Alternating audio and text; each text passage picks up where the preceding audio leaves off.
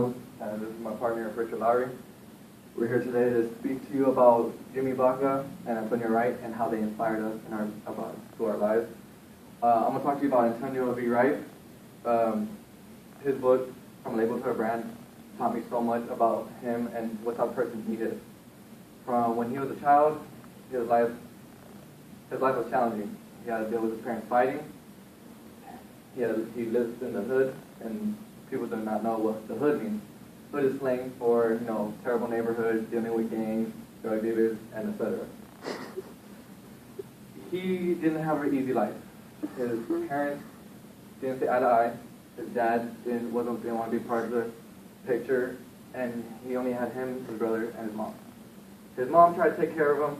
She couldn't do it, so they had to go back to the dad. And then parents tried it out again. Next thing you know, it didn't work again.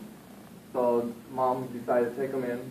And what made me realize Antonio and what type of person he is, he knew that his mom was struggling.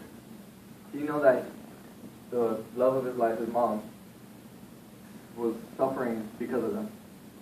And because of that, it made him feel bad. So he decided to get a job. When you get kids, getting a job is not always the best thing because it distracts you from your learning and it takes your social life away. But in this case, in his opinion, he didn't have a choice. So he decided to get a job, plus go to school, and plus play sports. And to me, that's a lot. That's a lot on someone's plate. And he's only a teenager. To me, teenagers should only think about school and sports or whatever else they want to focus on. Anyway, Antonio Wright became a man earlier than he was supposed to be. Antonio Wright became brave and said, look, Mom, I'm going to help you out. I'm going to give you money for gas. I'm going to help you pay for food. I'm going to take care of my little brother. He didn't have to do that, but he wanted to. And because of that, it helped his mom out in a better way, helped his brother out. And because of that, good things started happening. His mom luckily found someone special that she cared for, and they got married. And good thing, it's hard for kids, especially with divorced parents, that they might not like the other guy. But in this case, they did because, he took care of her, he treated her right, so they consider him as one of his own. They didn't call him dad, but they called him Pop, which is another way to say it. But he did so much in high school. He graduated with honors. He was on the football team, became a starter, worked his butt off to be on that team. Then he went to college. And it wasn't easy. He had to walk on. But because he tried so many times, and the coach knew him, that's why he got on, because he knew that what type of person he is. He was a hard worker. Yeah, he's still doing well in school. Some issues had pop up, and it had to be from a girl, and it was his fault. He was messing with girls. If they're not the right one, you should be doing that type of stuff. But he didn't learn a lot because his dad wasn't part of his life. His dad wasn't able to teach him stuff, and it wasn't his fault. But sadly, one day he went to go visit a friend, and the trip back, his girlfriend was driving them back, and the tire popped. And he heard, and he just told her, just relax.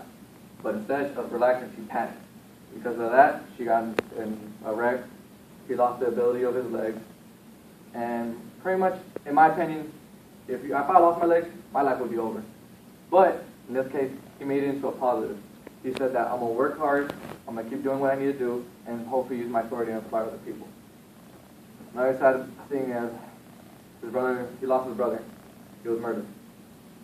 And if any of my siblings got murdered, I would be upset. I would want to try to find that person and kill him myself. But he couldn't do that, and he looked at it as this way.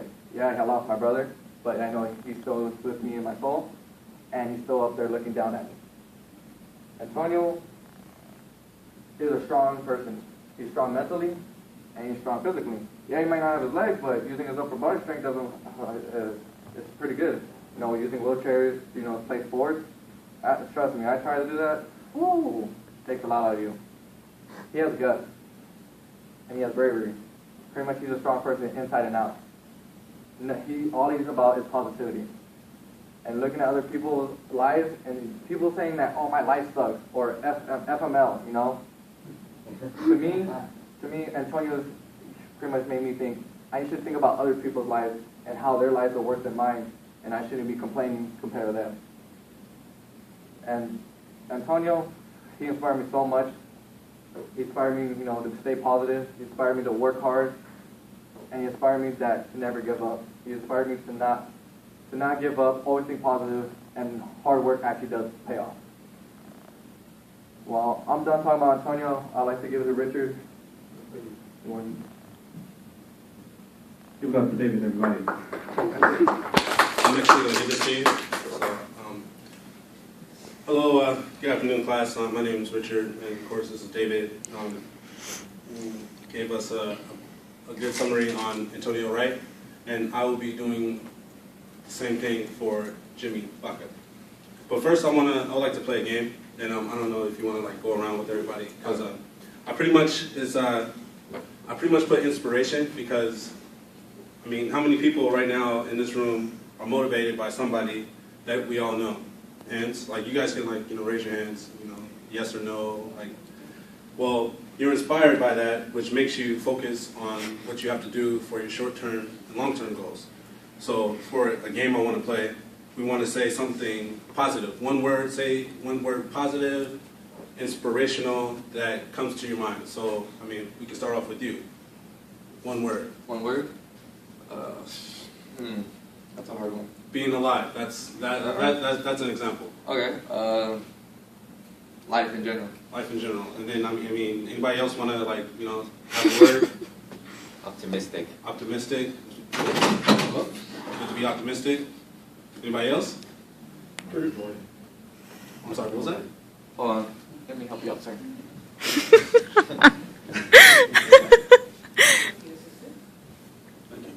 Michael Jordan? Michael Jordan, there you go. I mean, it boils down to anything a person, a thing can inspire you, to motivate you. And that was a really good example. Michael Jordan, one of the greatest basketball players of all time. So I pretty much came up with a definition for inspiration myself, wrote in my own words. It's the process of being mentally stimulated to do or feel something, especially doing something creative, proactive, always on the go, something productive.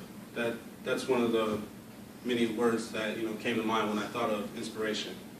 So in Jimmy Santiago Baca's case, he was a walking inspiration to many people.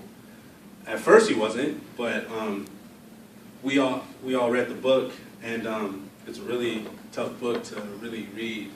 One of the darkest books I've probably ever read in my life, actually. So, but reading this book, I'm pretty sure everybody else, I mean, if we were in his shoes, would we change anything about his life? I mean, yes or no? I mean, everybody has regrets. And it's okay to say, yeah, I want to change something. Why didn't he get adopted when he had the chance to get adopted by I believe, I forgot his name, but one of the coaches at a school? Well, I mean, that was just one of his life choices that he decided to make. And